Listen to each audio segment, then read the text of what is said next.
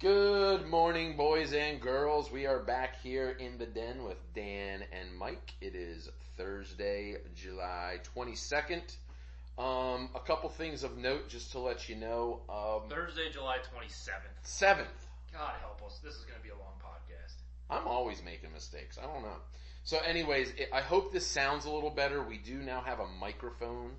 So we're hoping that there is less of an echo. So if you are listening to this, you're on our Facebook or YouTube or something, say... If this podcast sucks, it's because we literally just had a pre-production meeting that lasted For an an hour that we debated everything we're going to talk about, and it got heated, and it was awesome. And nobody hit record. We never hit record, so we're going to try and replicate the magic that just occurred where we did not kill each other. I went to school the other day and actually got two other guys that I work with to be like, dude, send me your podcast. I love listening to podcasts. So hopefully they're listening out there. Yeah, well, Brendan and Mike. We had 36 votes for the dessert thing, so we have at least 36 people clicking on the links. It seems to grow a little bit each week. Yeah, sounds like a plan. I think we're going to be getting into that dessert Final Four today. Yep. Talking a little bit about the winner of the British Open, Jordan Spieth, and his place among all of the greats all time of golfing. And I want to start out just real quick before we figure out what Dan's been up to the last couple of days. I've been touring around and taking my boys to swim after swim after swim. And my one son had a Central Maryland invitational meet where there were approximately 35 kids in his age group. And he swam 3 different events. He swam the IM, and he placed 22nd out of about 34. The backstroke, he placed 16th out of about 34. And the one that was impressive was the breaststroke. He placed 9th out of 34. So he did a very good job. And I think that 9th place will bring him some sort of trophy or something like that. So we're very proud of him, and it's really just upward and onward from here. And the whole football season, soccer season, I know with your girls is, going to be starting soon. So now it's just crazy. My girls are going to start tackle football pretty soon. Not that my boys played football, I'm saying, but with the soccer you do too. Yeah, Lily does soccer, so she's twice a week now. Faith is not doing a fall sport. She'll be doing basketball in the winter. No, really what's going on with us is nothing. We're in the dog days this summer. And I'm really just dealing with a 9-year-old who thinks she's a 14-year-old. So we're having constant sit-downs and blow-ups and just drama fests. So this is a nice break to get away from it for a few minutes. Right. Talk about sports. But just right now it's just soccer practice in 100-degree heat. So Actually, it hasn't been too bad the last couple of Hold on, months. you said so he got 9th place out of how many? 34, maybe. He might get like a something like that. Yeah. So you're Mr. Anti-participation trophies. 9th place is awesome. I had the golf platform going in the background, but does 9th place deserve a trophy? No. Okay. But I was putting us on the spot there. It's your son. Oh, I know you hate the participation trophies and things of that Oh, nature. I'm not in the participation trophies, but I think there are different sports that is more looked upon. So like when the kids do swim, they get up to 8th place ribbons. But with my children, we do tell them that we would like them to be in the top 3. And I said his goal for this tournament was to be in the top 10. Yeah. I'm not thinking So- Ash. Ash is awesome. He swims in our pool all the time, and he's a little fish. I when just wanted you to get call to- you out because 9, like if we're going to give awards for 9 kids. Oh, 10, right. Well, I think out of the total group, but like if you look like at the Olympics, you get top 3. So that's what you want to place. Right, if you get the World Series, you get 1. Right. But But again, dealing do you with kids. know what the World Series is? Do you know what sport that is? Golf? Yeah. The World Series of golf? I think World Series of golf. But I think when you're dealing with kids, it's a little different because, but it's hilarious to watch these kids compete, and these kids who are typically used to getting like, I'm the best, crying. There are kids literally 12 years old crying in their mom's arms because they didn't make first place. And this will be a whole nother podcast, but I literally wanted to go over there and say, buck your ass up and just suck it up. You're not as good as you think you are. Well, yeah, but then you're also competing against Other awesome kids. You're at basically a statewide tournament. Yeah. You're not competing against Carroll County or Westminster or anything like that. So the reality is, not everyone can get 1st or 8th. That's Somebody's right. getting 9th and 24th. But the difference is we prepped our child the night before and we said we want you to be prepared to understand. You just got to understand you can't always come in first. But no, the 9th place, whatever it is, it's nice, and we told him he did a wonderful job. Yeah, it's awesome. No, participation awards, not a fan of. All right. We can get to that later, though.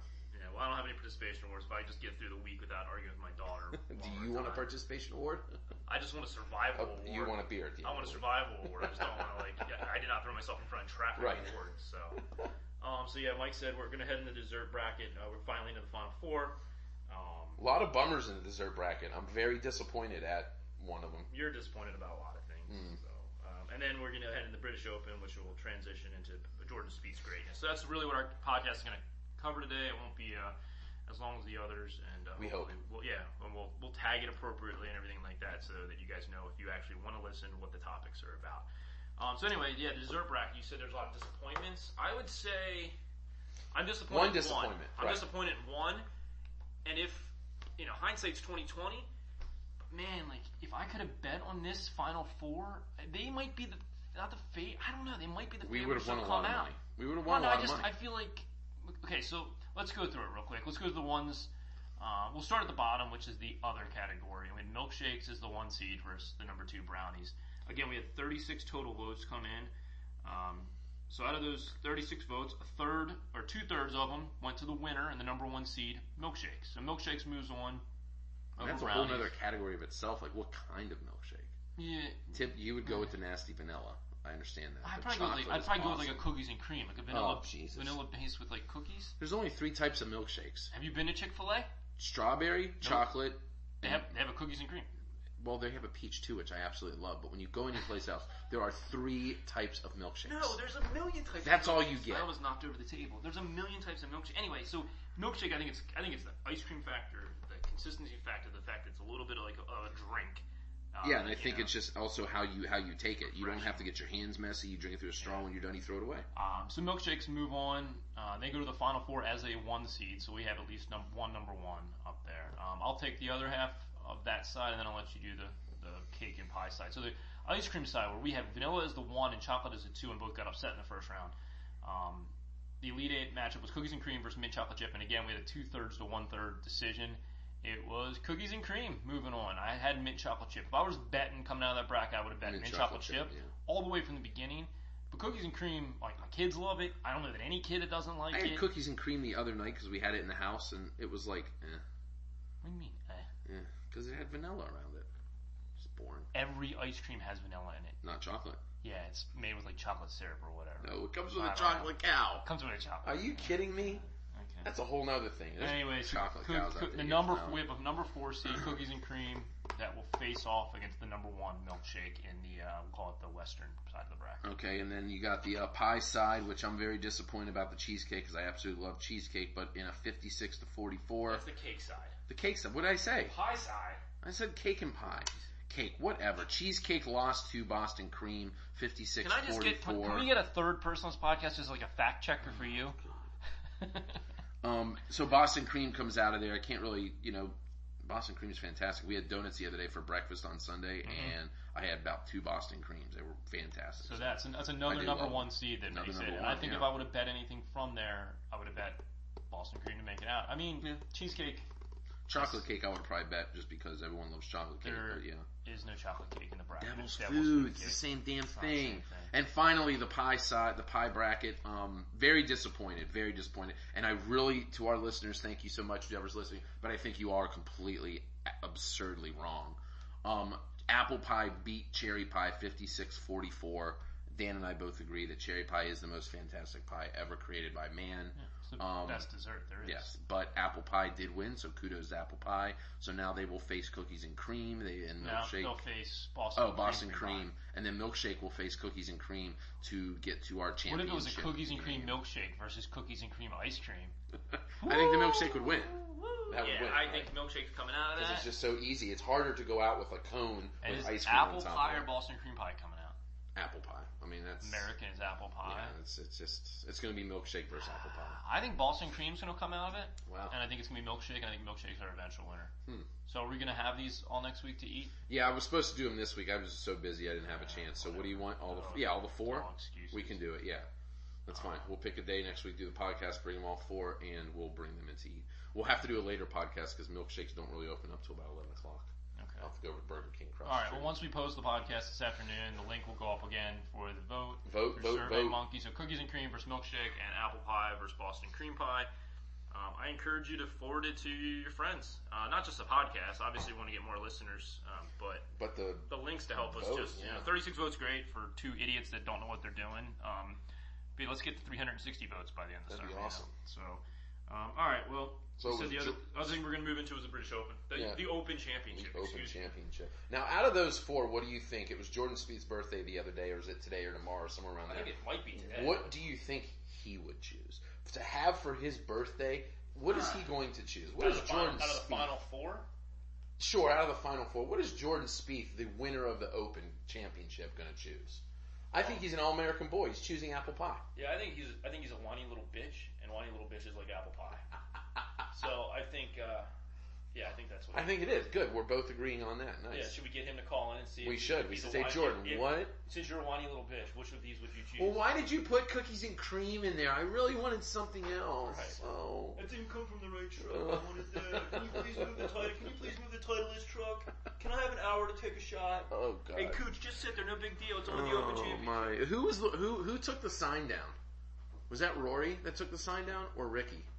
I don't know. There was a sign on the 15th hole that they had to literally, the yellow sign, they had to unbolt it from the ground and lay it down so this golfer could hit his damn ball. No, I didn't even see that. Oh I yeah, completely missed and that. I forget which one it was. I want to say it was Rory, but I'll have to look it up. But A movable object or whatever. oh, it was temporary. hilarious. Yeah. So, anyways, the Open Championship last week we got together Thursday and Friday. Me and Dan and our other friend Mike on Friday got together around 6, 7 in the morning. Had a fantastic breakfast, drank a few brews, had some coffee with rum chata in it, and we just watched golf till like 2 or 3 in the afternoon. It was fantastic. Yeah, it was. Enjoyed It was a good time. And from the very beginning, Spieth was awesome. The day one scoring, well, it didn't go super low, but the weather didn't really play a factor on day one. He went, I think, -5.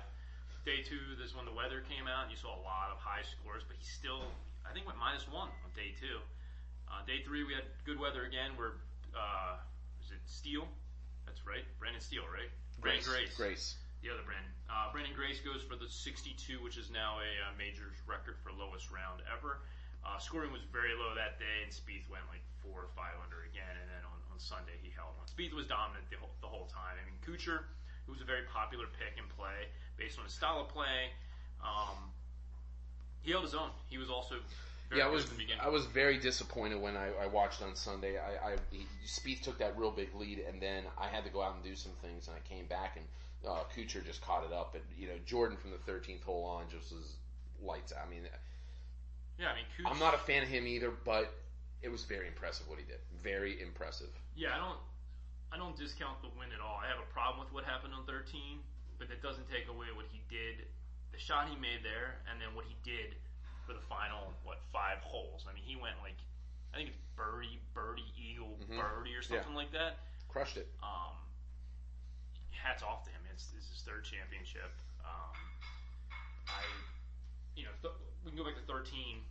As I said, I have an issue with that, right? So he sprays his drive 100 yards off the fairway, off the 13th fairway, and it goes basically over into an unplayable area near the driving range, the practice range. It was the practice range, yes. Yeah, the practice range. Goes over, finds his ball. He can't play it. So there's certain rules that are from the USGA in which you can follow. You can elect to take your next shot. You can either re-hit from the tee. So he had that option. He could either, the second option would be pick up the ball and drop it in that area. I mean, there's specifics to that, but in that area, which he wasn't going to do, right, because of the lie that he was in, the incredible rough length. And then the third one was, take an unplayable lie no closer to the hole, and it could go farther back as long as it's not an out of bounds area. And for his lucky ass, the practice range was not out of bounds. So now it's all about luck. No, I mean, sometimes you get lucky. You have to be lucky to win stuff. He also took 20 minutes to make a decision. Not to take a shot, to make a decision on what he was going to do. And Cooch sat there, had his granola bar, told some stories to his caddy. Right. Gave him all the time in the world. But I think miraculous boat. Right, and I also think it's a fact that it came down to those two being very close friends.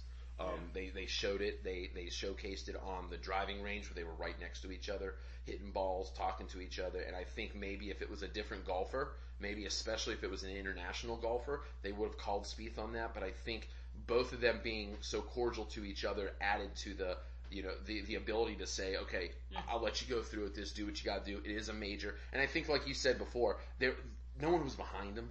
Yeah, and this was the featured group. No one was going to be winning in front of them, so... Yeah, so if it were me, if I were Kuchar, if I was American, if I was South African, if I was... It doesn't matter, Norwegian, after a certain amount of time, and I don't have that number because I don't play on the PGA Tour, but what is a ridiculous amount of time when you get harassed by the marshals to say pick up the pace of play, I would have said, come on, man. You got to make a decision. You got to take a shot. I get it's you versus the course. You're the one that's got to score here. You're against me on the scoreboard, but it's an individual sport. So I give Kuchar a lot of credit for the patience he had, but he's also fighting for his first major championship, right? His best, and maybe his really best last shot at getting one. I don't care how good a friend you are. I would have said, listen, I would have gone to the marshals and said, get this guy to speed it up. Have him make a decision. Let's go. Let's figure this out. I got to take a shot. Kuchar had to wait 20 minutes. Yeah, but Kuchar's not one of those guys. It's almost like if you and I were out there playing, we were playing for $100.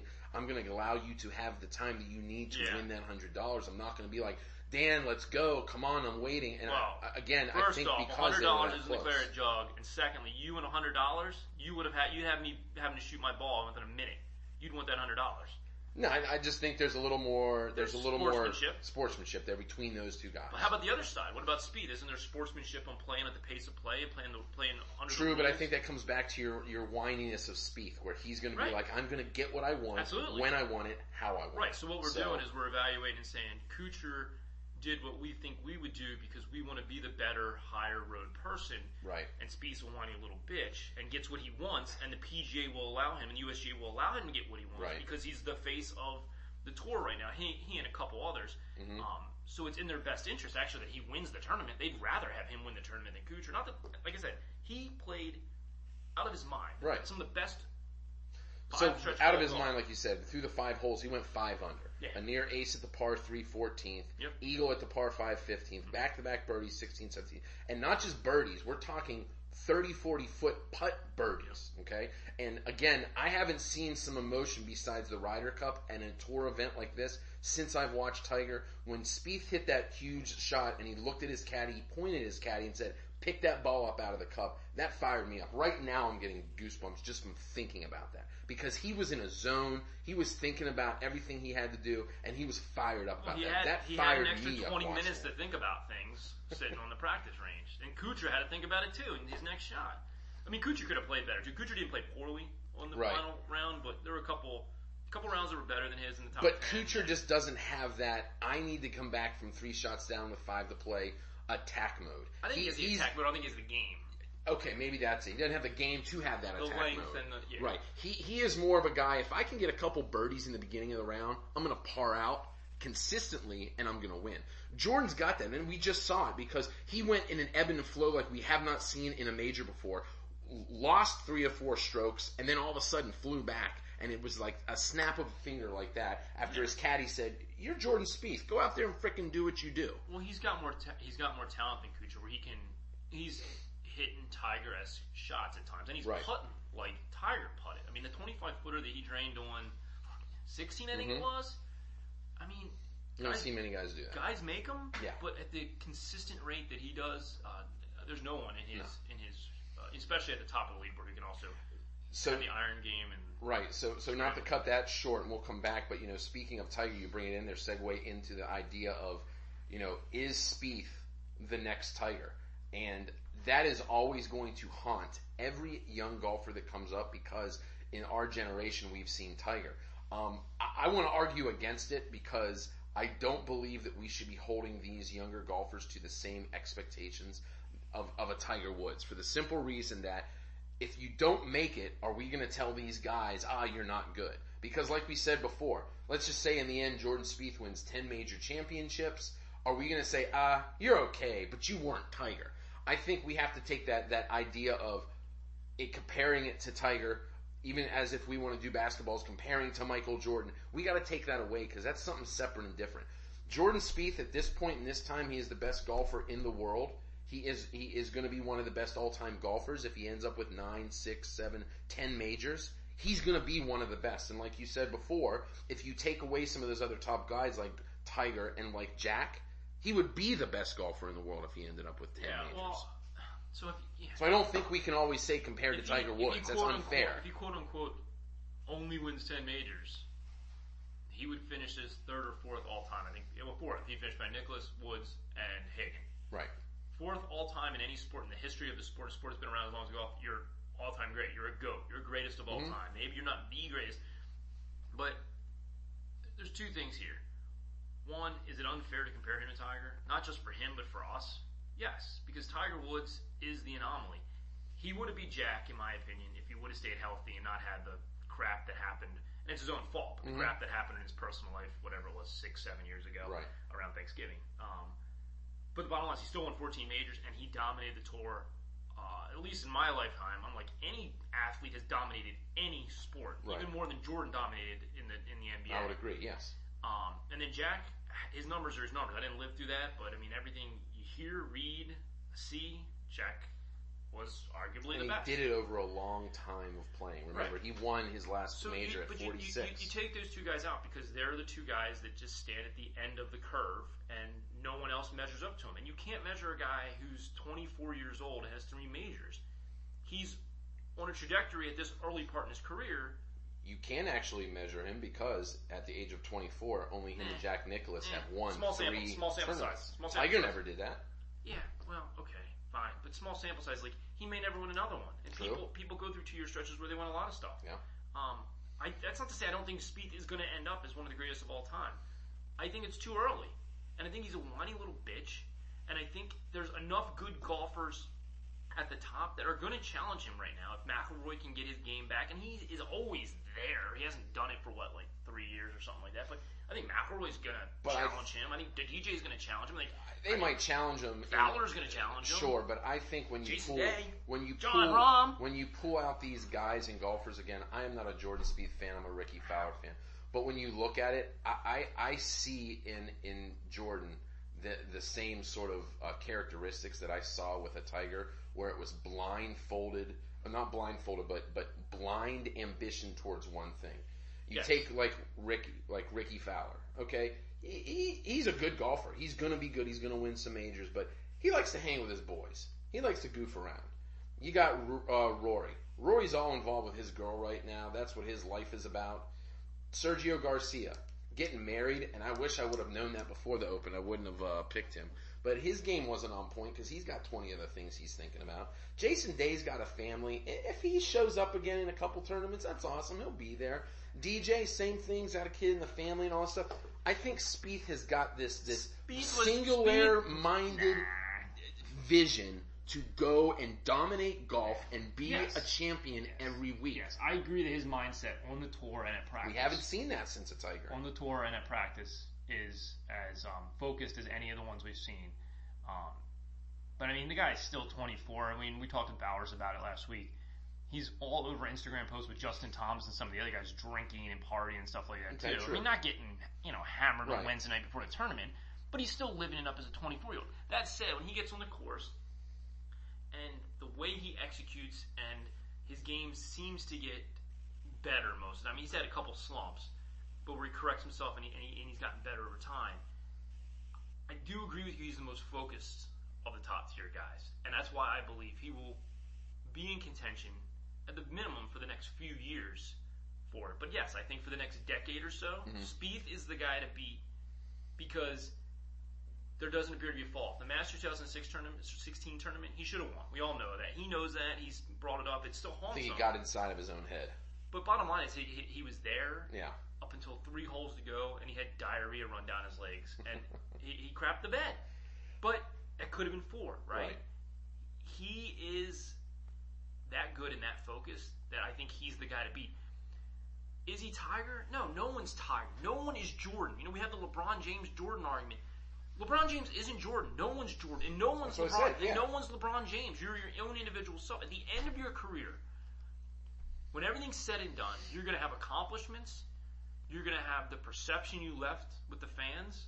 and the writers, and your legacy will then be judged in the pantheon Right. of the all-time greats. And if you're David Duval and you have one title and you're really good for 2 or 3 years, that's exactly how you're going to be remembered at the end. During that little spurt for Duval, for example, people were talking. A blip on the screen. But is he Tiger's rival? Is he enough to do this? Is VJ enough to rival Phil's an all-time great, Hall of Famer. But the constant conversation was, is he as good as Tiger? Can he battle Tiger? The answer is always no. No one could battle Tiger. Did Tiger not win tournaments that other guys did? Yes. Are other guys very good golfers who may end up in the Hall of Fame someday? Absolutely. But until the end of the day, till when you're 50, 60, 70, you're on the Champions Tour, and your resume is what it is. And again, the perception you've left on the course of how you scored and how you won or how you didn't win, how you always gave it up at the end, that is what you're going to be remembered by. At 24 years old, it's really hard to judge a guy and say, he's the next Tiger Woods. Right. Because, but they always do. Because they always do. 3 wins, you know how many 3 wins is? It's 1 less than Rory McIlroy right now. So why are we talking about Rory McIlroy as Tiger? Oh, they did for a while. Because we're not talking about age. Like, it's not 24, right. He's not this, he's not winning well, right now. Rory was also compared to Tiger. Every new guy that comes up will always be compared to Tiger. And that's what I said in the beginning. I think we have to let that go because these guys are their own. The only thing I will say that Tiger and Jordan can probably be compared on is their attitude in that round. I don't think a golfer wants to go up with Jordan on a Sunday and play him.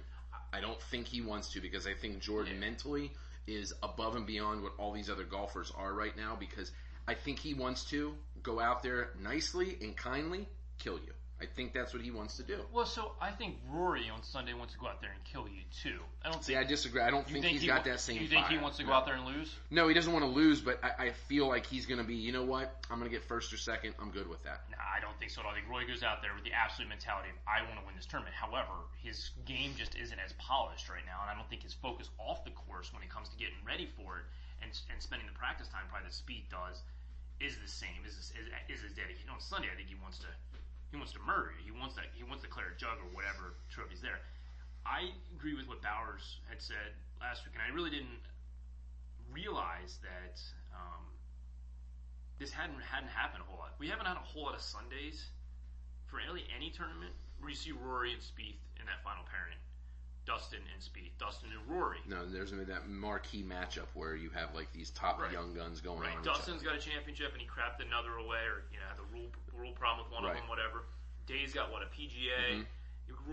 Rory's got 4, but when they beat people, they beat the lesser known guys. So it would be nice to see like a Spieth Rory on a final round and see what the hell would happen. Like it be Jack and Arnold at the final, or Phil and Tiger, which we had a couple. But times. Again, that occurring is very difficult. I mean, even with Tiger and Phil, I only think they maybe matched up once or twice in a final round of a major. I don't even mean the final pairing. I just mean on the final day you're within 2 or 3 strokes of each other, so that they're battling back and forth. You're not going just against Kuchar. You can't.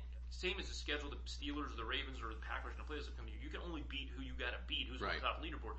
But it's different looking at Kuchar as your threat versus looking at Rory when you know Rory can go out and just eagle the 15th because he's got the game and has the specific I can't speak skill set to attack it in that type of way. I mean, Kuchar's, like you said, more of an old man golf. Doesn't drive it far. I not play par just golf, but he's just consistent. And he wins plenty and cashes.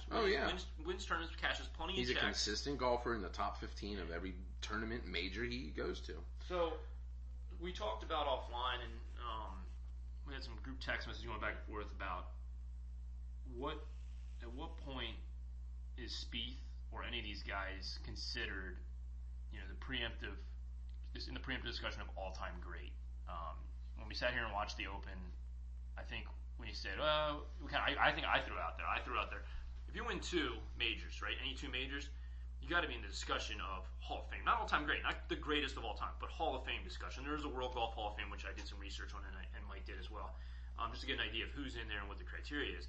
So that was something I threw out there, and then, we threw some names back and forth of the guys who've won 2, and maybe they're not, whatever. We got to figure out, what actually constitutes that. And so we looked it up. And the World Golf Hall of Fame has criteria that you have to meet in order to be elected, right? Yes, and it was actually changed in 2014 with the induction of Colin Montgomery and Fred Couples. The previous one was that you had to be of age, and the big thing was the age of 40 years old. So there were a lot of golfers who were still golfing out there that were in the Hall Right, of not Fame. really in their prime, but still in their possible winning days. So between 2014 2016, there was a halt to inducting anyone to get new criteria. And Dan, I think you have the criteria for the World Golf Hall of Fame. Yeah, so the old one was something like you said, 40 years old, had to be a tour member for a certain amount of years, and then had 10 PGA Tour wins or 2 majors, which included the Players' Championship. Right, very that important. Was so 10 or 2, basically. 10 total wins or 2 big-time wins. So now they've changed it, and hold on, I just had it. So now you got to be 50. You're not eligible until you're 50 years old, or you retire and 5 years pass since your last competitive. Yeah, so Tiger's 41. If he retired now at 46, he'd be eligible. Correct, and he can get in at 46 years old. So there's an age factor. And then secondly, you have to either have 15 or more official victories on any members of any of the original members of the Federation of PGA Tour. Basically, the PGA Tour, European, Japan. There's a number of different tours that fall in there. The Web.com tour does not fall in there. Right. So 15 or more, you're eligible. You don't have to win a major. So when you turn 50 and you have 15 tour wins, you have a chance of making the World Golf Hall of Fame. Doesn't mean you will. Or at least 2 victories among the following events. And it's the 4 majors plus the Any Players' Championship. The Players' Championship, the one Players' Right. Championship. So of those 5 big tournaments a year, the 4 majors and the Players, if you have 2 victories in any 2 of those, you're also eligible. So you don't need you could have 2 victories there. You could have 2 British Open wins and never win another tour tournament. Another tournament. Once you're 50 years old, you're eligible. Now, if you win one, if I win the British Open and I win it with the all-time lowest score and never win another tournament ever, I'm not eligible. I was an awesome Open winner that year, but that's all it is, right? Yeah. So this year you have there's a bunch of golfers going in. There's 5 golfers going in, but the 2 that we want to sort of just take a quick look at are Davis Love III and Ian Woosnam. Now, Ian Woosnam, he's got worldwide 52 wins, but only 1 major.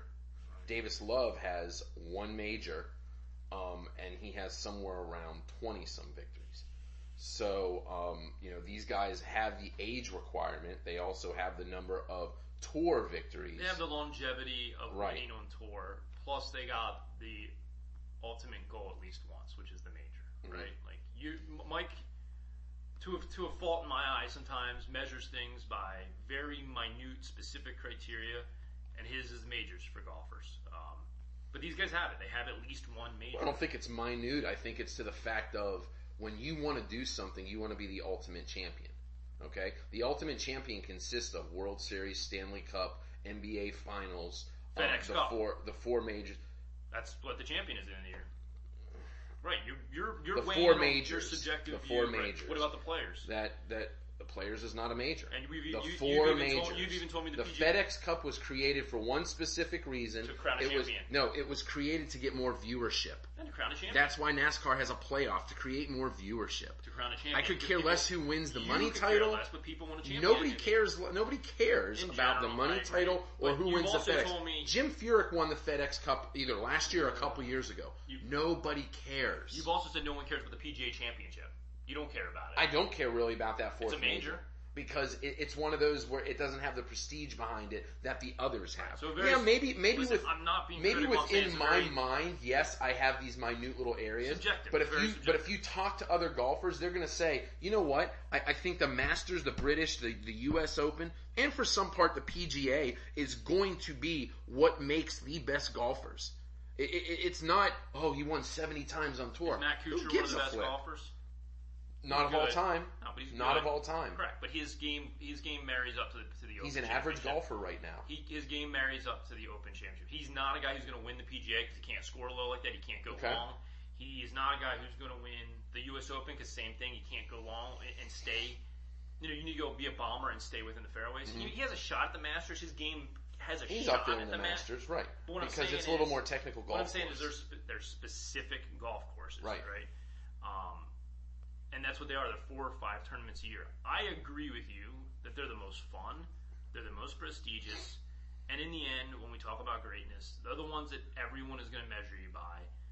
The writers, the fans, your fellow golfers, they're going to look at how many of the majors you have. If you have 1, you've joined the club. Right. If you have 2, it adds a little bit of credibility. Not credibility. That's not a fair statement because one's enough. Even just 15 wins period is enough. But the more you get, the more kind of like salt it adds to you as a champion golfer. Yeah. I get that. Because if you just take a look right here, okay, when I'm looking at, there are over 120, maybe 200 guys who've won one. Yep. Then it narrows it down to the guys who've won two. We're looking at maybe 30. Then it narrows it down to the guys who've won three. We're looking at in the teens. Then you look at the fours, which is 10, the fives, which is about 8, 6, 7, and then you get into the elite of the elite. I mean, 7's elite.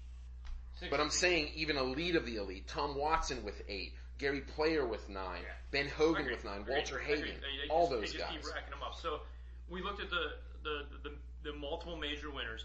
If anyone has 4 or more majors, they're in the Hall of Fame Wow. if they're eligible. Yes, the only wow. one that is not current, 2 people that aren't currently there actually are Tiger Woods, who will be there, because he's not eligible age. No.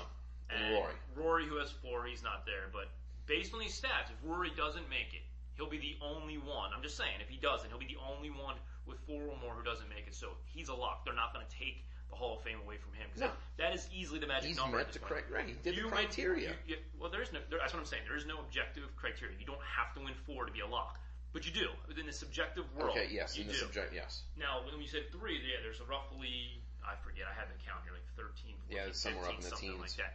There are currently 4 players with 3 or more majors who are not in the Hall of Fame out of, I think it's actually 16 players. One of them is Jordan Spieth. He's not eligible, and he probably will win more, so he won't fit in that group at the end. 16. 16. Now okay. 17 with Jordan. Okay, so 4 out of 17 are, so 13 out of 17 are. They take 2 of them out because Jordan's not eligible and Patty Harrington aren't eligible. Okay, so 13 out of 15, which is over 80%, are in. The only other 2 are two Scots, James Anderson and Bob Ferguson. They all have 3. I want to say they might all be like the Open too. Ferguson has 3 Opens, and Anderson has 3 Opens. And I'm not saying that doesn't mean they're worthy. I'm just saying that's something to note that they have 3 Open Right. championships. And they're the 2 that didn't get in. So it depends on if the voters are looking at whether it's just straight majors or is it like, a cross section of all the majors. Good question. Like Henry Cotton, who's a Englishman, he's got 3 Opens and he's in the Hall of Fame. So why they didn't elect the other 2? It's a good question. It'd be worth asking those people at some point. But what we're getting at is 13 out of 15 with 3 or more made it in. So if you get to 3 majors, you're an 80% or more lock to make it in, unless you're from Scotland. It looks like they hate Scottish people. But then you get down to 2, and I'm not going to count these. There's but maybe 40 people that have 2 majors, Yeah, 35, something somewhere like there, that. right. And it's all over the board, right? You have guys that are currently playing like Keimer, who are some of the others? Goosen's still Goosen. playing. Zach Johnson, Bubba. Angel Cabrera, Bubba, Olafable. So those guys all playing, not eligible. I don't know. The Bernard majors. Longer's still on there, and he's on the Champions Tour, but he's won 2 majors also. And is he in the? I think he's in the Hall of Fame. I think he is. Yeah, you're right. He is in the Hall of Fame. So, but when you look at these and you just kind of scan through it, some are on and some aren't. So I don't think 2. What we've decided on, what we basically figured out was 2's not a lock, right? Like No. And the question is going to be though, since 2's not a lock, and I think it's like something like Zach Johnson, Martin Keimer, Lee Jansen, those are Right. still guys. Right, like- yeah. John Daly's another one. Look, is it like Jansen's not in? Daly, I don't think is in. Nope. Andy North is not in. No. But like Johnny Miller's in, and he's got an Open and a U.S. Open. Yeah, but Johnny Miller, that again, it's one of those things that is interesting because Johnny Miller, only, if I recall, only has like 7 tour Right. victories. He's So not like some, but the thing about him, he has 25 tour victories. I'm sorry, 25 PGA Tour victories. Okay, but what the idea behind him is that they believe he was one of the purest ball strikers of all time. So really, it was his major wins, his tour titles, but also It was the full the resume. yeah, and the idea behind what he was to golf, I guess, at that Right, time. like we were So, saying, like I was saying earlier, at the end when you're measured, you're going to be measured by what's on paper and what's in your trophy case, but you're also going to be measured about how you were perceived as a golfer. You know, if you're the world number 1, or you're vying for the world number 1 for a number of years, even if you're only winning a handful of tournaments here and there, meaning over the course of that time, and then you have the 2 majors.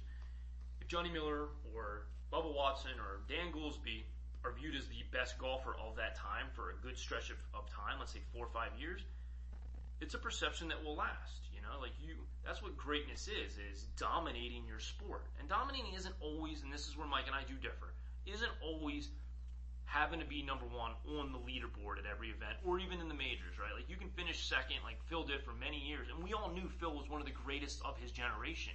He just couldn't close at the end of the majors. Then he finally got one, and they started just rolling in like the putts, So I'm happy for him because no one has to make the argument of greatest golfer without a major, should he get in the Hall of Fame, blah, blah, blah, blah, blah. Like, he is one of the all-time greats, at least especially of his generation, but really arguably all-time. Right. And then, you come into some of these other guys, you come into like a John Daly, for example. One has won 2 championships, and they were within a 3-4 year period. He won the PGA in 91, and he won the Open Championship in 95, but only has 5 tour wins. Yeah.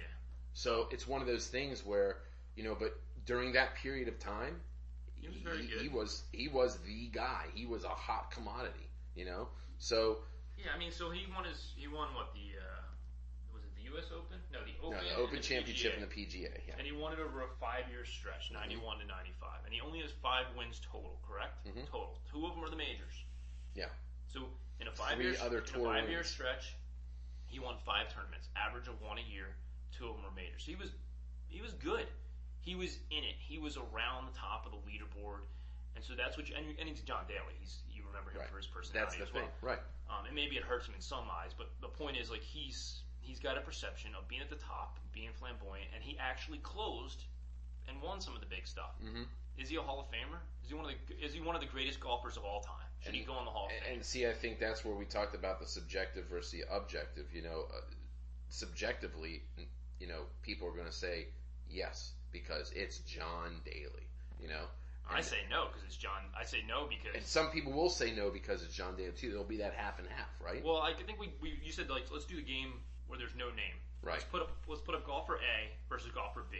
Let's say at the end of a career, golfer A has 20 tour wins and no major championships. Mm-hmm. Now, maybe he's finished second a number of times, but to you that doesn't mean a whole lot from talking to you. Right. But let's just say he's finished second a couple times. He was world number 1 for a while. Always in the discussion for greatest player without a major. Okay, let's say at the end of the career, he's got 20 wins, but no majors, so he's eligible. And then you got a golfer who's won 4 or 5 times in his career, but 2 of them were major championships.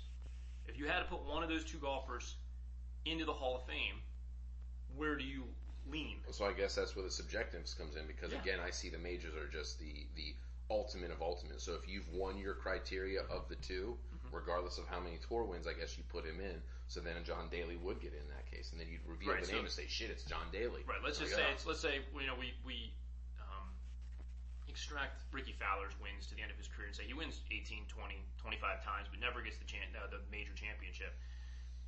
And if I don't see his name, then I look at his stats and go, But so that's what I'm saying. Like, so 20 versus 5 wins. And the fact that, Sean McKeel has a major championship. Right, exactly. And I would jump off a bridge if he won another one, because then it would. But he won 1, right? Like, so one and one. But winning 1, like you said, if you win a major, tough. Yeah, it's great. You can fluke into it. There are guys who are not very good all time. Not even all Sean time. McKeel's won 3. I don't have it up right now. It was very low. It was like 2 or 3 wins total in his career, and he's not eligible because he didn't have 2 of them. No. What I'm saying is, guys do win it, and if guys do fluke into it once, they can. Not fluke. When I say fluke, you got to be good enough to make the PGA Tour, right? So you're good enough to be a professional golfer, but you can have a good 4 rounds, or have a course that sets up for you, right? Or have the weather that sets up for you. Any number of things that go in your favor. Who was the guy at the Open who blew the 87 shot lead on Sunday? John Van de Velde or something like that? John Van de Velde, yeah. So you look at Sean McKeel right here. Yeah. Okay, 1 PGA Tour win, 1 Asian Tour win. He has 3 professional tour wins. 1's a PGA. Right. Is it a PGA? So then, let me. It's ridiculous. So again, to me, it just comes down to, and it doesn't matter what sport it is. You need to be winning the biggest of the biggest events. You can, and I don't care what it is. We can argue all day. You can go 16-0 in football and lose the first round of the playoffs. I could care less that your team went 16-0. I want major championships. I want you to win when winning is the most important for you. All right, the championships and titles. 15 tour wins, and 1 major versus 5 tour wins and 2 majors. Who gets in? I got to take the 2 majors. So John Daly would go in over Fred Couples. Yes. Yes. No chance. Yeah, like that's where we disagree. Like, The numbers right there say that. Fred Couples is. But the moment you say Fred Couples, not- your brain does this. Because- oh man, look at because- all the things that Freddie's done. He is Correct. a greater person and player than John It has Daly, nothing to do with but the numbers, No, that has nothing to do with the in person. my no, opinion, has nothing to do with the person. There's no has opinion. The numbers are he won the 15 times. majors that you have to have. He won 15 times, and he won a major, and he was world number 1 for a while. Mm-hmm. He was always up there, and he did it for a long But period you of time. need John the Daly, majors. John Daly hit a spurt. He did. He got a major, and he got One. 15, and he got 15 wins. But again, So I now, would now if one's you not good put enough. 1 is not. We just said that 4 It is gets with in 15. 3. But again, the 3. I mean, the 15 wins doesn't trump for me a major would constitute 3 to 4 wins. Okay. Because that is it. Because you're playing against a field that I believe is a little bit So more then Daly, difficult than the Canadian Open. Fine, then if you did that math, and I'm going to hold you to your math for a second, Okay. Daly still ends up with less wins than Fred Couples does. All right, but he's got the 2 majors. But they're equal to 4 wins. Okay, like I said, so, So what 8, 2 9, times 4 10, is 8. That's 11 13 for wins, him so he's got 13 compared wins. to the 20 maybe that what Fred would have.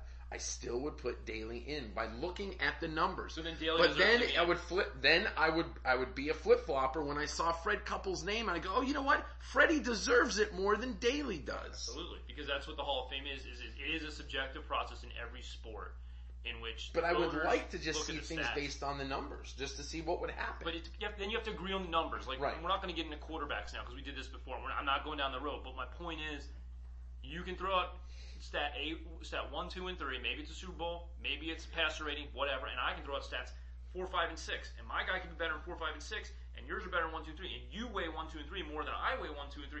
It's still subjective. There is no formula. There's no algorithm where they say, Right. if he has this many majors, then it equals this weight. And if he has this many PGA Tour wins between these 2 months, it equals this weight. But Rory McIlroy was on the shelf during that time, so we have to discount. So when you look at like a Fred Couples, if I saw his name compared to the numbers, the different things I would pull in is exactly what you would say. Longevity. Fred has been there. And you know what? Recently, as a 50-year-old man who's been playing, he's been in some of the majors lately. More than John Daly was. So if I knew it was Fred Couples, then yes. But if I didn't know names and I was looking specifically, Well, we're not. and as a Yeah, teacher, we're that's not. what we do sometimes. We cover up names and we have to say, let's just look at this, because if I have Dan Goolsby versus Josh Smith, and Dan Goolsby's a freaking clown in class, but Josh Smith is a perfect student, and I look at your 2 papers with your names, I might automatically in my mind go, you know what, I don't like Dan as much, I'm going to grade some papers this way. But that's why we can't do that. You've got to look at the data that's in front of you, what you see. But it's not just majors and championships. It's how you play golf. I'm not talking about being a goofball and smoking and drinking on the course like Daly does. I'm talking about how you played the game, not how you played the game as far as like your etiquette goes. I mean, you can't be a cheater, but are you at the top of the leaderboard for 10 years running? Are you somebody that every time a major comes up, they discuss you as a possibility? John Daly wasn't that, and he had 2 wins, and it's awesome. He's eligible for the Hall of Fame. I don't vote him in. I don't think he has longevity. For me, Hall of Fame in any sport, in football, baseball, now we're talking golf. I don't care about basketball or hockey, really, no offense. Nor do I have really the expertise to judge them. But it is the ability to be at the top of your sport for an extended period of time. Not to be in the top 10, 15%, to be in the top 5%. I'm making up numbers, but I mean in the cream of the crop for an extended period of time. And when I say extended period of time, it's based on your sport. If you're a baseball player and you play for 15 years, you need to be an MVP candidate for, 5, 6, 7 years. You got to be there where they're every year they're scared to death of throwing you a fastball in a 3-1 count. Of having you come up, of walking you with the bases loaded like Barry Bonds. Right.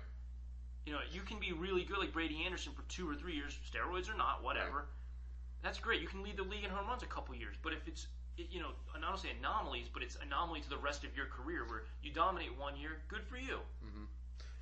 R.A. Dickey, didn't he win a Cy Young? I think he won a Cy Young. He had one fabulous year. The guy deserved a Cy Young because it measures the greatest pitcher of that year. Does he deserve to be on the Hall of Fame because he has a Cy Young? No. Does he deserve to be in the Hall of Fame over somebody who has 0 Cy Youngs? No, because it was 1 year. Right. It was And 1 I year. think that's different criteria because I understand exactly what you're saying. Like but Chris I'm Sale, looking Chris here. Sale may never win a Cy Young. I'm looking here that we left out with Fred Couples. He won 2 Players Championships too, along with that Masters. Okay. So that really, in my mind, I thought you said the Players doesn't matter. No, it doesn't matter. But you're right. No.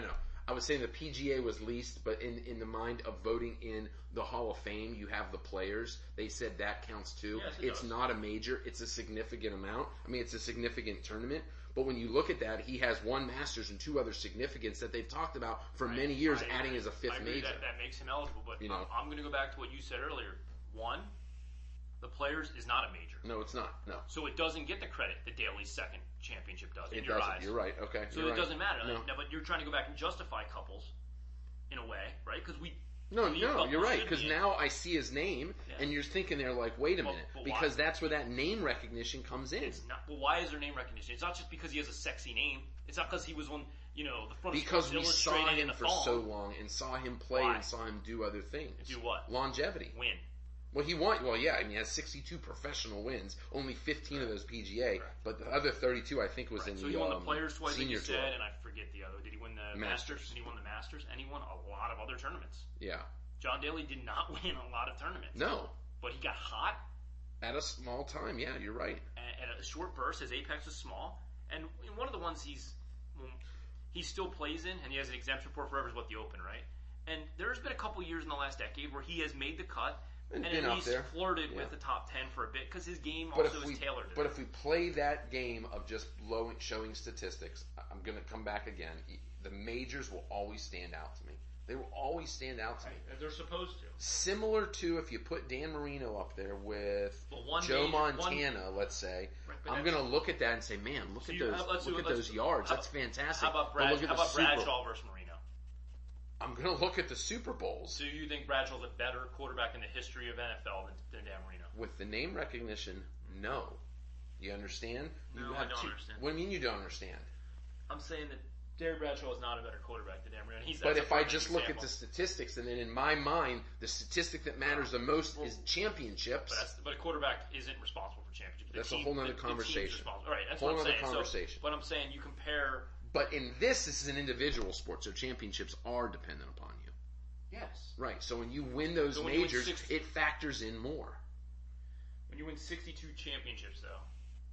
62 tournament, yeah. Championships. You won the championship of 62 different tournaments. You're the champion, and then you won 5 times. There's a guy who won 5 times. And you just said it. You're going to kill yourself. Sean McKeel wins the second one. Right. Well, that's kind of how I feel about John Daly. John Daly did win a second one. The only reason his name's recognizable is because he's a big, fat smoker. Turd, right. Right, and we grew up with watching him as well.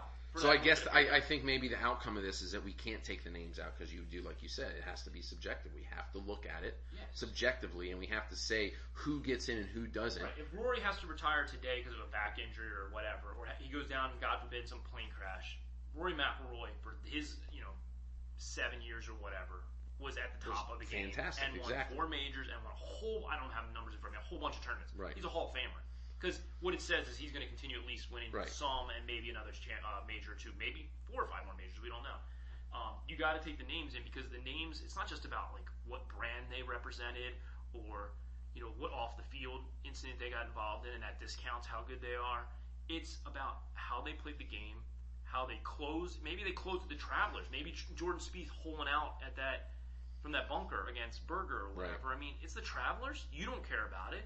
But you know who does? Jordan Spieth and his caddy, and the fact he got like his probably $600,000 check, and he gets that trophy, and he doesn't get it if he doesn't hole out and do it. And doing that, I mean, that's a signature moment for him. Right. If Berger had done it to him, it would have been a signature moment for Berger. But is it the PGA Championship? No, but it's so. I think sadly enough, what I'm coming to the conclusion with is that I want to say that I am like this golf fan that watches everything, but truly I watch the majors. You watch 5 tournaments a year because I want to see greatness, and I don't believe greatness is being seen when you watch the Canadian Open. Right, but so I think maybe what I need to do, maybe I need to start doing those type of things and viewing it almost like a football game weekly to be looking for the greatness there. But I can concede that a few of the things you said are correct. If a guy's winning 20 times on tour but doesn't win that major, maybe that counts for something because they've won 20 championships albeit against maybe lesser competition at times. Right. But when it comes to the majors, I still think those add a more weighted. So even when there are when they're voting for the World Golf Hall of Fame, maybe they need to weight the majors a little bit more. I think they do, because I think what it is, it's people like me and you sitting around, or sitting with our ballots. And discussing it. Maybe discussing or just being but like, there you is know no what? physical, like, the Masters counts as No, 3 they're times telling you, hey, compared Mike, to. if you want to vote for this player, he has to be at least 50 years old, and he has to have 15 and or 2 of these Right. other things. That's what he has to do. And now And then throw it on the table, we debate about it. I don't know. I didn't research that. Is it a Yeah. ballot, or do they actually get around No, a it's table? 16 people. Okay, so it's then they 16 get around, people and that is discuss- it it's a 9? board. Is it a 9-7 vote? It's got to. Oh, I had it. Darn it. I did have it though. Oh crap! I just forgot mine. I did have it though. I didn't. It was up somewhere. I want to say it was like 65% of the vote. Okay. I want to say that was there. I don't know if I can pull it up. I can't pull it up right now. So the other day you also told me, and I think you've changed your mind on this, but I'm going to bring it up, that Patty Harrington is not a Hall of Famer. Padraig Harrington, because he's He's so fucking so boring. boring. But got 3 after looking at majors. statistics of his, he's He's he's got pretty 3 damn good majors and golfer. 2,000 tour victories. Yeah, exactly. Um, Okay, so it says approval of 75% of the selection committee. Okay. So in the end, you're probably getting around, you're debating, you're talking. There's 16, so that means that 12 out of the 16 have to support that, Correct. person. Correct. Okay. So anyway, Padraig Harrington, yes, I think after we spoke a couple times and I looked at his statistics, he is a very good golfer around the world. A couple PGA Tour wins, and for again a small period of time, he dominated and was one of the only guys to go back to back in the British Open in the last so many years. So maybe he's a niche golfer where he can play those, and he was a hot name in the British Open last week. No, but I'm saying like for the majors, like the British Open style. The reason I'm bringing suits it up him. is because I'm busting your balls. You're all about majors, and you just put John Daly in, and Patty has one more freaking major. Forget all the other wins. Oh, But then it comes to name recognition. If you put the statistics in front of me and you didn't say Patty's name or you didn't say Daly's name or Fred's name, I would the number that would blow up red to me would be 3 major victories. Wow. And then you would release Padraig Harrington and I'd go, oh, okay. That's what would happen. That's why I say if you cover the names, You don't know. it's so easy to figure out who should go, who shouldn't. No, it's not easy. I think it Stop. is. No, because you're not judging the whole body of work. Without without the name, yes, you're doing like it just Mr. for that. Anti-statistics. We were just debating Brady versus Rodgers, where in a lot of categories Rodgers trumps Brady. But you're just about the eye test and championship, and now you want to freaking quote statistics. If you just give me statistics, that's what I'm going to rely on. For this You're Hall of picking Fame, and right choosing. here. For this Hall of Fame. You're the worst. For this Hall of Fame. This Hall of Fame. The next Hall of Fame, we're not going to use statistics. Majors are a huge important part in my validation In of a Canton, golfer. we're not using statistics. Oh my god. Worst quarterback rating ever. But Okay. you had two So as you're listening to this, you can figure out that I'm the dumb one, Dan's the smart one. He knows all the numbers. He's more involved in the math game. I am the eye test person. When I watch Padraig Harrington, I want to throw up. He's not that great of a golfer, but Oh he my is. God! But He's he a Hall of is. Famer! But he is. So looking statistically, he is. But when I watch him hit shots, I want to just go, great, change the channel. Let's watch Food Network or let's watch, You're DIY a or lot of whatever. fun. I definitely want to be here the next time Patty wins the British He's Open. not going to. might. He's out. He's done. So anyways. I love Patty. Okay, that's Patty fine. might be my new favorite golfer. I'm going to buy a Patty jersey to go next to my Lonzo Ball jersey. Oh, God. Oh. You know what? You're going to catch me many times doing this podcast where I might say one thing out of my ass and then say different out of my mouth. It's every single Oh, day. God, but That's it's just- why it- we're doing this podcast, so I can record Mike for down the road. It's going to be great. Unbelievable. At his retirement, we're just going to play podcast after podcast for him so he can listen to himself contradict himself 2 sentences later. All right. Well, anyways, I still think majors and championships are I agree that the they hold large a part significant of more golf. weight. Yes. The winning the Open. You is would do more, it. You would do the game with me. We're putting statistics of all the World Golf Hall of Famers and names next to them, and We should probably do that. we probably would take out half of them based on what I believe, and then you'd open them and say, "Oh shit, that's Raymond Floyd," or "Oh shit, that's Mark O'Meara." You know. We should do it. So You know what I'll do? I will take the time to download all of the World Golf Hall of Famers actually all the multi-major champions, 2 and above, and I will put all their stats next to each other, and your job is to assign names to them.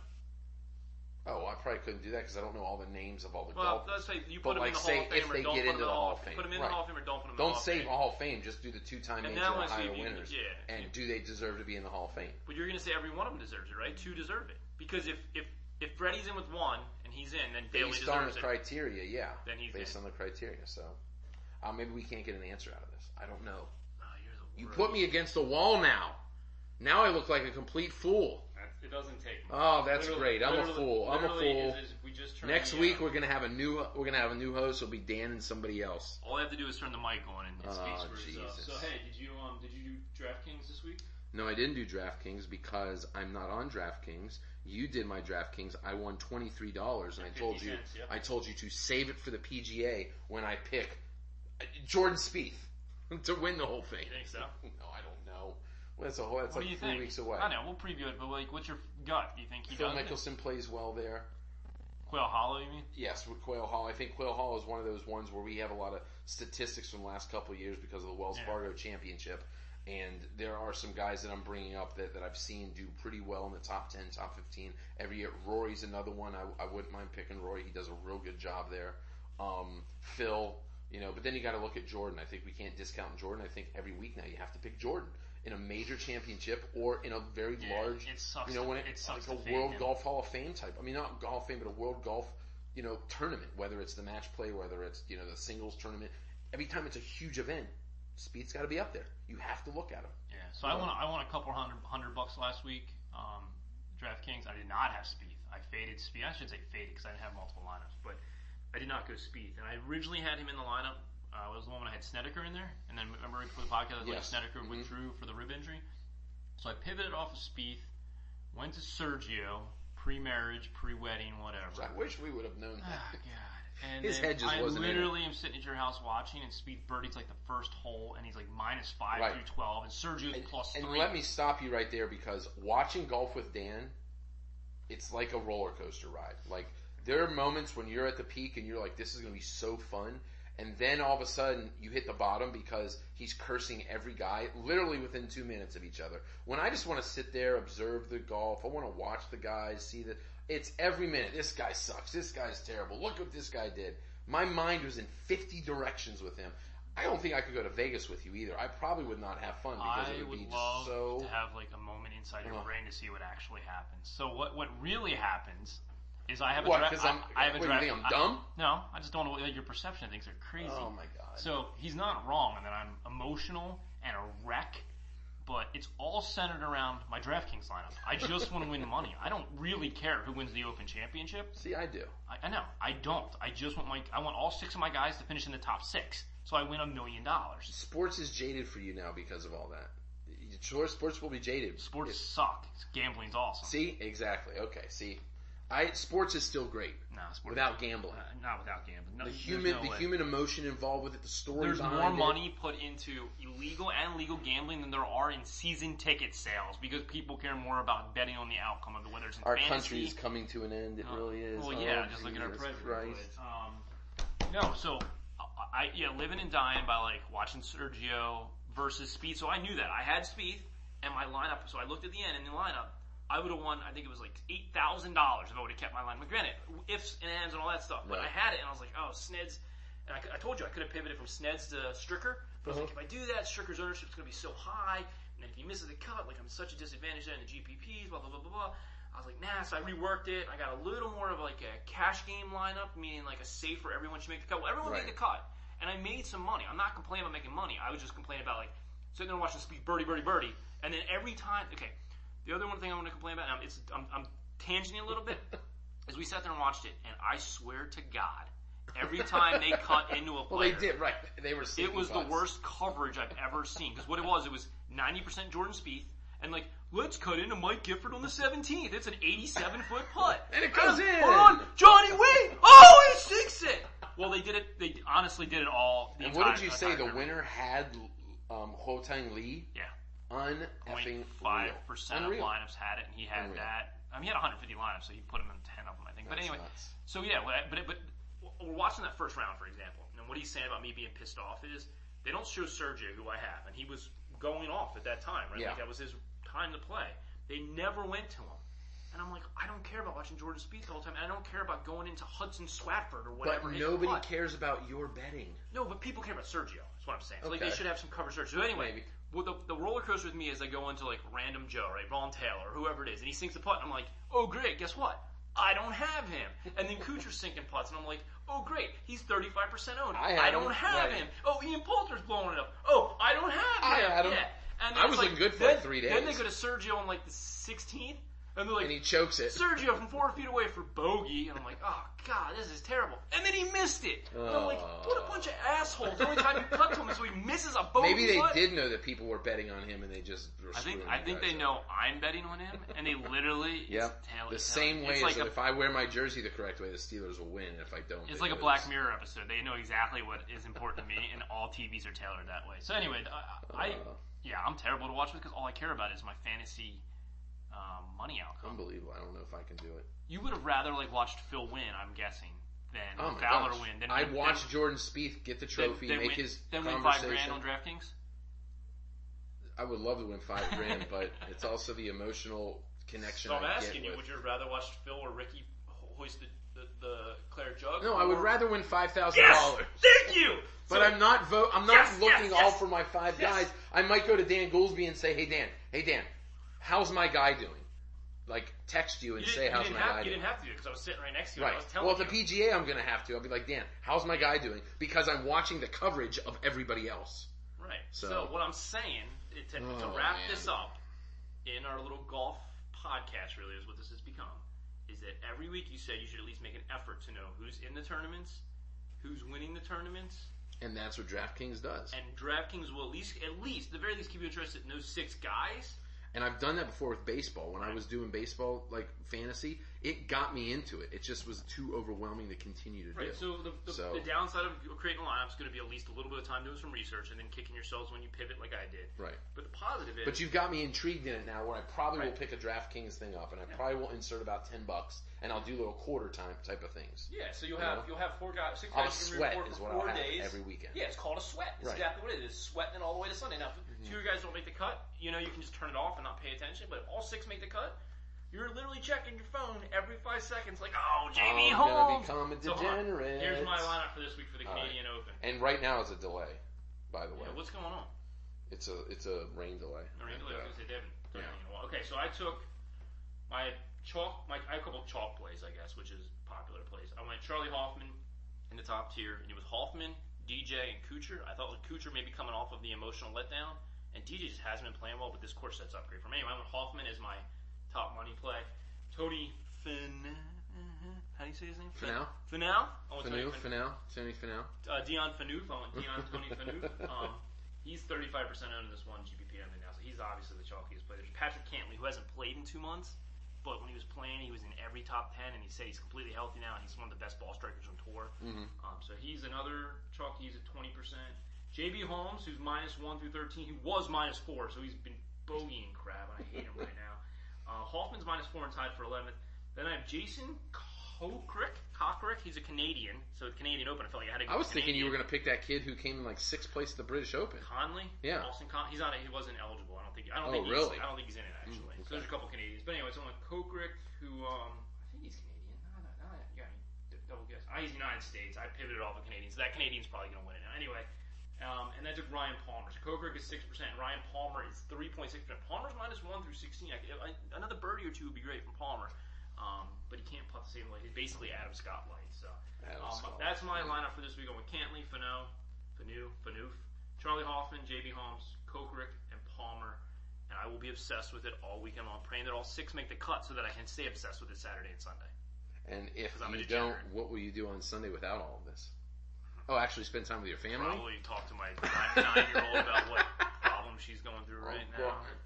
Daddy, get out of here. You're bad as my wife being on Facebook. Well- She's in Facebook every 5 seconds. You're in DraftKings every 5 seconds. Although you do make money. Is there a better place to be than DraftKings? No. I could be out walking my dog that shits in my house anyway. By the way, my cat's going. I don't think we officially announced that on the podcast with my sister. Thank you, Julie. Took my cat. We were going to try and drop it at a shelter, but She took it. Well, you'll still have to see it. I don't care about seeing it. It's not pissing. It'll come back and be like, "Can I come home?" It's not pissing on my cat. And my kids are happy because they're like, "Oh yeah, Julie's got the cat." Oh. I'm like, "Yeah, because they can see it." So I don't know how she's doing. But anyways, the cat is gone. We manned up and we did that. Now it's a matter of getting rid of the couch that smells like cat piss. And the dog that just and the dog. Oh yeah, it's so dying. Mike was over Slow my house death. on Thursday for the second half of day one, and I get one kid yelling at me, "Oh, Dad, Noelle threw up in my room." I go upstairs and I look at it and I'm like, "Oh God, that's not throw up. That's like that's poop. That's liquid poop on the." And so I'm cleaning that up, and it's all in the carpet. It was like Family Circus at It's Dan's all house. on the It carpet. literally was. And as this is All I happening, wanted to do was drink my Guinness. That's all I wanted. And as I'm cleaning that up, and it's a disaster. I mean, it just smells awful, and it's staining the carpet. And anyway, I figured that out. But I'm walking past the next room, the art craft room, whatever. I look in there just by chance, and there's hard turds in there. So I'm like, "Are you kidding me?" So I have to go get new paper towels where it clean Dan that can up, only do that. live in 2/3 of his house because the basement's completely shut off. Right. Nobody's allowed down in the basement. Yeah, now she's pooping upstairs. And then so I get done that, and I go to dump the poop in the toilet. And as I dump it in the toilet, there's poop smear all over the toilet seat. So then I gotta call all three of my kids and be like, "Who did this?" "Oh, not me, not me." I'm like, "Well, it's not the dog. The dog's not getting up on the You toilet have seat girls. going this right." You don't even have boys. Right, I'm like, "What is going on?" So Oh then I had my to clean God. that up. By the time I got downstairs, I was just like, "I don't care about the British Open Yeah. anymore or DraftKings." Time to go home. Right. So All right, we're going to wrap this up. Next week, we will have a podcast, but then unfortunately, Dan, I'm on vacation, so you can either do an individual podcast I might have or a you guest. can wait till we come back. I might have a guess. You can do that. I'll see if I can If you- get our viewership. Our If you listenership get up. if you get a guest, I might be You might be out. fired. Who knows? Yeah, With all my contradictions, talking out my ass sometimes. all the time. Oh, all the time. I might have to get a guest one next week. I might have to get Bowers or Arnold. To my there. credit, I've been super busy. Okay, Yeah. I'm taking a freaking class. I don't have time like you are to do all your DraftKings lineups and to research every statistic. So yes, I might be talking out of my ass, but yeah, I've been busy with schoolwork and everything. I was on Bubba, Yeah. and I got off Bubba. Uh huh. He's -6. He's killing it, Bubba. Love him. So, anyways, when we come back next week, KJ Choi's in first. I didn't know he still golfed. oh, KJ Choi, yeah, and my man Asoa Oki, he's in the Hall of Fame, Japanese golfer. Silly. Oh, after last week where you said Asians can't win Right. major tournaments? Right, and Matsuyama did so great, and so did He's top Hong 10 Tang or Lee. whatever. Fantastic. He's third. All right, yeah, next So week. anyways, next week, we'll do about the finals of the dessert. Final Four into the finals. Yes, we'll talk about what Dan did with his DraftKings at the Old Canadian Open. By that time, all the trades should be done in the major leagues, and we should really have a nice set of players, pushing forward for the playoffs. Yeah, I think we're actually also going to open up, since we don't have a whole lot on the sports docket right now, with PGA Championship would be the following podcast we'll preview?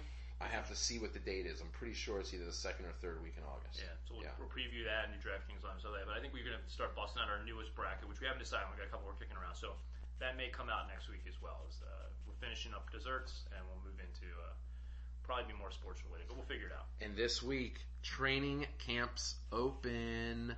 Football's around the corner, month away. Snooze fest, who cares? Can't wait. Ravens are about to sign Kaepernick. Can't wait for Baltimore. I can't wait for that hot take. It's going to be awesome. Everyone here hates him. Everyone hates him in general because he doesn't stand for the national anthem. And now here they're going to have to defend him. And be like, "Oh, he's our guy. We support him." But I like Kaepernick. I'm a Kaepernick fan. I'm glad that in this country you can stand up and you can do what you He want. paid his price. Maybe He's been blackballed for a bit. we can also talk about this later. But I do believe that he took his position as a celebrity and stood up for what he believed in and took the platform he thought would work. And I admire that. I don't agree with what he did, but I admire that our country, you can do something like that and honestly get away with it, but you're not going to be strung up like you would be in other countries. You Right. have the right to freedom of speech. So do his fans or his anti-fans or whatever. But you also have to understand there's going to be backlash. Absolutely. So, And I and think he he, has to I think take he it. understood that. I think he understood. So anyway, but So we'll talk about getting that. the hot takes here from Baltimore fans. Oh, it's going to be great. Because I hate the Ravens. You hate the Ravens. It's going to be so awesome. Timmy Utz, I can't wait to what he had to say here when we go. Kaepernick leads him to like the wild card game or whatever, and then he'd be like, I hate that guy, but I love that guy. I hate that guy. Wild They're card, not going yeah. anywhere. They just lost their Let's center. hold this for, Smith just texted me that their center retired today. They're starting center.